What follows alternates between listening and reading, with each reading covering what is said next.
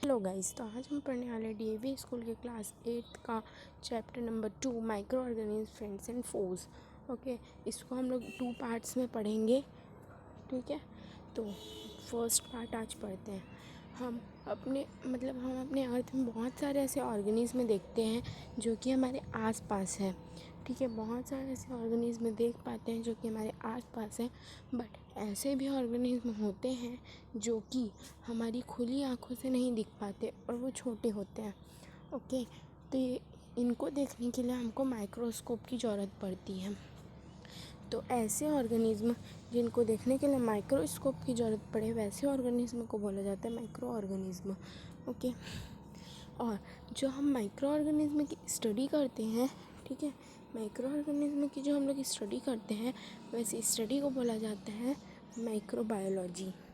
ठीक है, तो जो माइक्रो ऑर्गेनिज्म जो होते हैं वो सिंगल सेल ऑर्गेनिज्म होते हैं, जैसे कि बैक्टीरिया, यीस्ट, प्रोटोजोआ, एल्गी। इनको 4 ग्रुप में बांटा गया है। ठीक है, अब आगे देखिए, तो माइक्रो ऑर्गेनिज्म की डिस्कवरी तभी पॉसिबल हो पाई जब किसका इन्वेंशन हुआ, माइक्रोस्कोप का इन्वेंशन हुआ। और एंटन वॉन लीएनहुक एक फर्स्ट पर्सन थे जिन्होंने माइक्रोस्कोप का इन्वेंशन किया। ओके, जिसकी मदद से हम माइक्रो ऑर्गेनिज्म को देख पा रहे हैं। माइक्रो ऑर्गेनिज्म कितने टाइप्स के होते हैं? तो माइक्रो ऑर्गेनिज्म 4 टाइप्स के होते हैं, मतलब माइक्रो ऑर्गेनिज्म को 4 भाग में बांटा गया है। पहला तो होता है बैक्टीरिया। ठीक है, फर्स्ट बैक्टीरिया। ये बैक्टीरिया में 2 नंबर्स होते हैं। ठीक है, एक तो स्टेफियोलोकोस, ठीक है, और दूसरा वाइब्रियो कोलेरिया। ठीक है, और फिर फंजाई जो होता है ब्रेड मॉल्ट और ईस्ट, इसके 2 प्रजाति। प्रोटोजोन्स पैरामोशियन, अमोइबा और यूग्लिना। एल्गी, क्लोरिना और स्पाइरोकारिया। ठीक है, ये सब इसके टाइप्स हैं। अब हम आगे बढ़ते हैं। ठीक है, वायरसेस आर यूनिक। अब हम वायरस के बारे में पढ़ेंगे। तो जो वायरस होते हैं वो यूनिक क्यों होते हैं? क्योंकि जो वायरस होते हैं वो लिविंग ऑर्गेनिज्म और नॉन लिविंग ऑर्गेनिज्म के बॉर्डर लाइन में आते हैं, मतलब वो दोनों कहलाए जाते हैं, लिविंग ऑर्गेनिज्म भी और नॉन लिविंग ऑर्गेनिज्म भी। ठीक है, जब वो एयर में उड़ते रहते हैं और डोर नॉब में सेटल हो जाते हैं, तो वो किसकी प्रजाति में आते हैं? नॉन लिविंग थिंग में। हाँ, और ये भी है कि उन्हें बहुत सालों तक एक जार में बंद करके रखा जा सकता है, लेकिन जैसे ही वो कोई भी सूटेबल प्लांट, एनिमल या लिविंग थिंग के कांटेक्ट में आते हैं, वो अपने आप को बहुत जल्दी मल्टीप्लाई करते हैं। किसके अंदर? ऑर्गेनिज्म के अंदर। ठीक है, बहुत जल्दी इन लोग क्या करते हैं? मल्टीप्लाई करते हैं अपने आप को ऑर्गेनिज्म के अंदर में। तो तभी किस में आ जाते हैं? लिविंग ऑर्गेनिज्म की कैटेगरी में आ जाते हैं। तो ये लिविंग ऑर्गेनिज्म और नॉन लिविंग ऑर्गेनिज्म दोनों की कैटेगरी में आते हैं। माइक्रो ऑर्गेनिज्म एक्चुअली में रहते कहाँ हैं? तो माइक्रो ऑर्गेनिज्म जो रहते हैं वो हर तरह के इन्वायरमेंट में पाए जाते हैं, चाहे वो कोई ठंडी जगह हो, चाहे हॉट जगह हो, चाहे मार्शी सलाइन एरिया, मतलब एकदम गर्म जगह। ठीक है, उनको कई माइक्रो ऑर्गेनिज्म को ऑक्सीजन की ज़रूरत होती है और कई को नहीं होती। कोई अर्थ क्रस्ट के अंदर, मतलब हमारे ह्यूमन के एलिमेंट्री कैनल, मतलब जानते होगे ना, फूड पाइप, उसमें तक भी रहता है और ये हमारी हेल्पफुल भी रहता है, वो हम आगे पढ़ेंगे। ठीक है, तो माइक्रो ऑर्गेनिज्म में क्या हुआ है? Micro organism found everywhere. पूरे अर्थ के, मतलब पूरे अर्थ में माइक्रो ऑर्गेनिज्म पाए जाते हैं। ठीक है, अब हम आगे बढ़ते हैं। Role of micro organism in our life. हमारे लाइफ में माइक्रो ऑर्गेनिज्म का एक्चुअली में रोल है क्या? ठीक है, माइक्रो ऑर्गेनिज्म जो है वो हमारी लाइफ में बहुत इम्पॉर्टेंट रोल प्ले करते हैं। ठीक है, पूरे इन्वायरमेंट में, हमारी लाइफ में क्या, पूरे इन्वायरमेंट में वो एक इम्पॉर्टेंट रोल प्ले करते हैं। ठीक है, और वो क्या मेंटेन करते हैं, बायोलॉजिकल साइकिल को मेंटेन करते हैं, जैसे कि कार्बन डाइऑक्साइड और नाइट्रोजन साइकिल। वो हमारे लिए बहुत तरीके से यूज़फुल होते हैं और बहुत तरीके से हार्मफुल भी होते हैं। जैसे कि आपने देखा होगा हमारा खाना कभी कभी ख़राब हो जाता है, उसमें वाइट वाइट सा कुछ लग जाता है, वो क्या होता है, माइक्रो ऑर्गेनिज्म। लेदर ख़राब हो जाता है, कपड़े ख़राब हो जाते हैं, बहुत सारा ऐसा चीज़ होता है जो कि माइक्रो ऑर्गेनिज्म की वजह से ख़राब हो जाता है। ठीक है, तो यहाँ तक तो समझ आ गया होगा आप लोग को। तो माइक्रो ऑर्गेनिज्म हमारे फ्रेंड कैसे हैं, वो हमारी फूड बनाने में हेल्प करते हैं। हम विश्वास नहीं करेंगे, हो सकता है कर्ड और चीज़ फॉर्मेशन में भी हेल्प करते हैं। कर्ड और चीज़ मतलब देखे होंगे, दही दही जो रहता है वो बनता कैसे है, लैक्टोबैसिलस नाम का एक जो रहता है बैक्टीरिया होता है जो कि कर्ड के फॉर्मेशन में हेल्प करता है। ठीक है, इसको एक फेवरेबल टेम्परेचर चाहिए। ये मिल्क के अंदर जल्दी से मल्टीप्लाई होता है और मिल्क से दूध में, मिल्क से दही में कन्वर्ट हो जाता है, मिल्क इनटू कर्ड। बहुत सारे बैक्टीरिया जैसे कि फंजाई भी इन्वॉल्व होते हैं, चीज़ के फॉर्मेशन में भी फंजाई होते हैं। ठीक है, अब बेकरी बनाने में इन लोग कैसे हेल्पफुल होते हैं, फंजाई जैसे कि ईस्ट जो रहते हैं वो रिप्रोड्यूस रैपिडली, मतलब जल्दी से रिप्रोड्यूस होते हैं, जल्दी से बढ़ते हैं और एक कार्बन डाइऑक्साइड गैस प्रोड्यूस करते हैं, जिसको कोई भी डफ या फिर कोई भी बैटर में मिलाया जाता है तो उनका जो वॉल्यूम रहता है वो इंक्रीज़ हो जाता है। मतलब कि उनका जितना वो रहता है वो कितने हैं वो उससे ज़्यादा बढ़ जाता है। ठीक है, जैसे आधा बाउल आपके पास कोई भी बैटर है, जैसे कि मैदे का बैटर है, अगर आप उसमें मतलब कर्ड मिला देंगे और उसको एक दिन के लिए रख देंगे, एक दिन भी नहीं, 4 से 5 घंटा, मतलब 4 to 5 आवर, वो क्या हो जाएगा, बड़ा हो जाएगा। मतलब बड़ा हो जाएगा मतलब ये नहीं, बड़ा हो जाएगा मतलब वो फूल जाएगा, पफ़ी हो जाएगा और ज़्यादा हो जाएगा। ठीक है, तो यही प्रोसेस को बोला जाता है फर्मेंटेशन प्रोसेस। ठीक है, अब हम आगे बढ़ते हैं। अब अल्कोहलिक बवरेजेस, अल्कोहलिक बवरेज जैसे कि बहुत सारे माइक्रो ऑर्गेनिज्म जो रहते हैं वो अल्कोहल में यूज़फुल होते हैं, किसमें, अल्कोहल में। ठीक है, जैसे कि वाइन मतलब दारू और एसिडिक एसिड, ये सब जो रहते हैं किससे बने जाते हैं, माइक्रो ऑर्गेनिज्म के ही द्वारा बने जाते हैं। फंजाई जैसे कि ईस्ट जो रहता है वो नेचुरल शुगर को जो सीरियल में प्रेजेंट होता है और फ्रूट में प्रेजेंट होता है उसको अल्कोहल में चेंज कर देता है। तो ये अल्कोहल जो रहते हैं वो क्या बनाने में हेल्पफुल होते हैं, अल्कोहलिक बवरेज। एसिडिक एसिड को विनेगर के भी नाम से जाना जाता है, ये भी इसी प्रोसेस से बनता है। ठीक है, आगे ये एक्टिविटी कर लेते हैं। तो 5 बीकर लीजिए, ठीक है, कोई भी 5 बीकर लीजिए, ABCD और E, उसको लेबल दे दीजिए, मतलब ABCDE का स्टिकर चिपका दीजिए उसमें। 200 मिलीलीटर मिल्क पाँचों बीकर में डाल दीजिए। ठीक है, और उसमें से जो 4 बीकर है उसको मतलब हीट कीजिए, गरम कीजिए, और जो 1 बीकर बचा हुआ है, ठीक है, मतलब एक कार्डबोर्ड के डब्बा में अलग से रख दीजिए वो चारों बीकर को, तो वो क्या हो जाएगा, ठंडा, मतलब गर्म होने लगेगा अपने से टेम्परेचर से।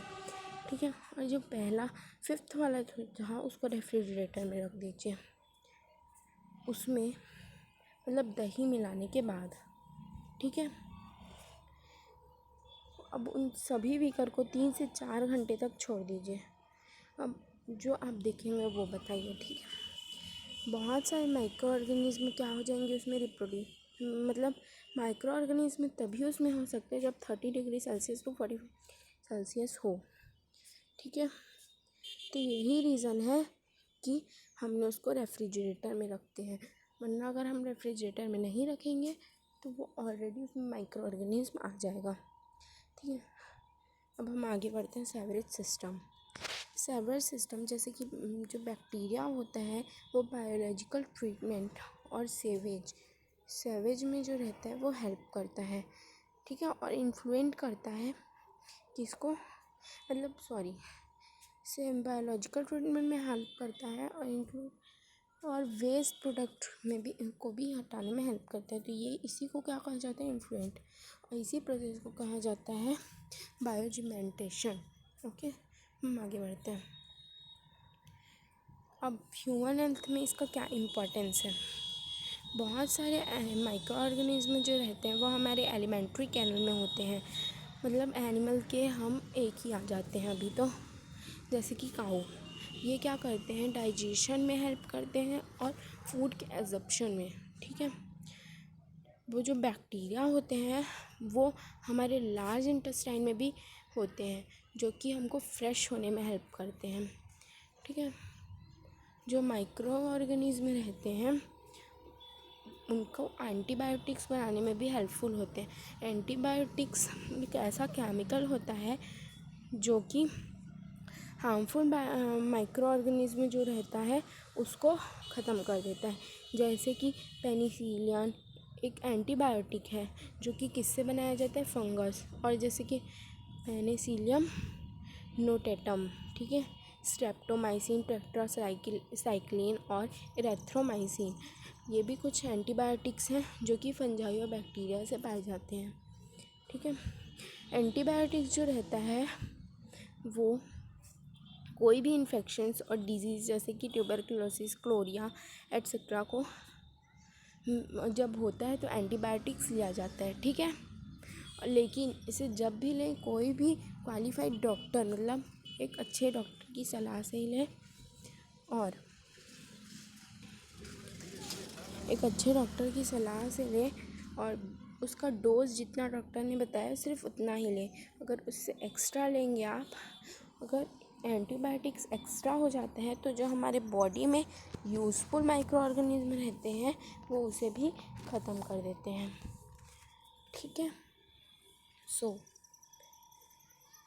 अब जब माइक्रो ऑर्गेनिज्म जैसे कि बैक्टीरिया और वायरस हमारे बॉडी के अंदर एंटर करते हैं, वो एक special kind of blood cell जो होता है वो प्रोड्यूस करते हैं। वो जो सेल होता है मतलब फिर जो हमारी बॉडी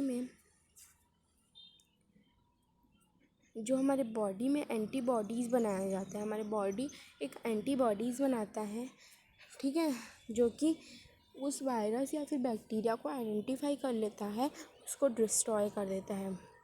जब ये सब हमारी बॉडी में चलते रहता है तो हमारी बॉडी उस चीज़ को याद कर लेती है, मतलब कौन सा वायरस या फिर कौन सा बैक्टीरिया हमारे बॉडी में एंटर किया था उसको हमारी बॉडी जान लेती है, मतलब उसको और क्या अपने दिमाग में कॉपी कर लेती है, बस यही बोला जा सकता है, कॉपी कर लेती है। और उसके बाद फिर जब वो कॉपी कर लेती, अगर वही वायरस फिर से हमारी बॉडी में अटैक करता है तो उसको हमारा बॉडी क्या कर देता है, मार देता है।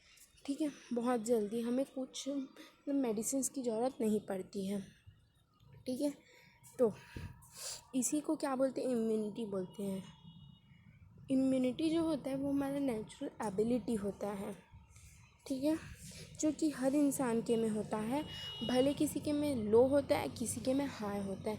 हाई इम्यूनिटी मतलब वो बहुत जल्दी कुछ चीज़ को हरा लेते हैं और लो वाले को थोड़ा टाइम लग जाता है। ठीक है, अब इम्यूनिटी दिया भी जा सकता है किसके थ्रू, वैक्सीनेशन के थ्रू। वैक्सीनेशन जो रहता है वो इम्यूनिटी बनाने में हेल्प करता है।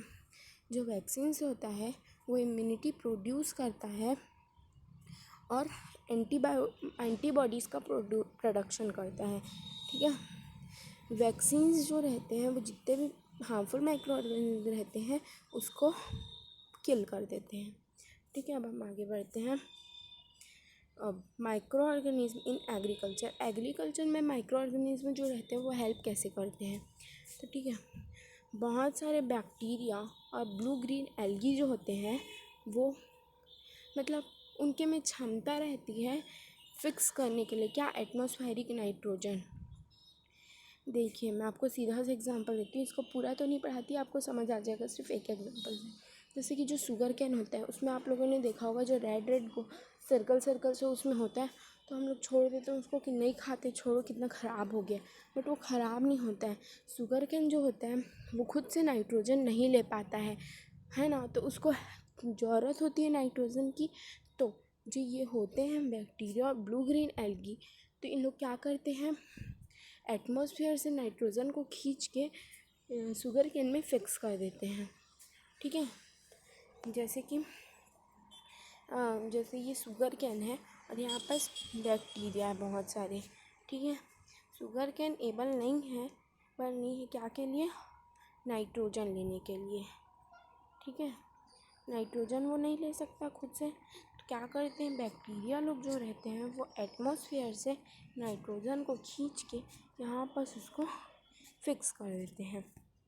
ठीक है, तो क्या हो जाता है वो, इसीलिए वो बायोलॉजिकल नाइट्रोजन फिक्सर्स के नाम से जाने जाते हैं। अब एनर्जी और फ्यूल प्रोडक्शन में कैसे हेल्प करता है। ठीक है, बहुत सारे माइक्रो ऑर्गेनिज्म जो रहते हैं वो इंथॉल प्रोड्यूस करते हैं, एक फेमस गैस होता है ये।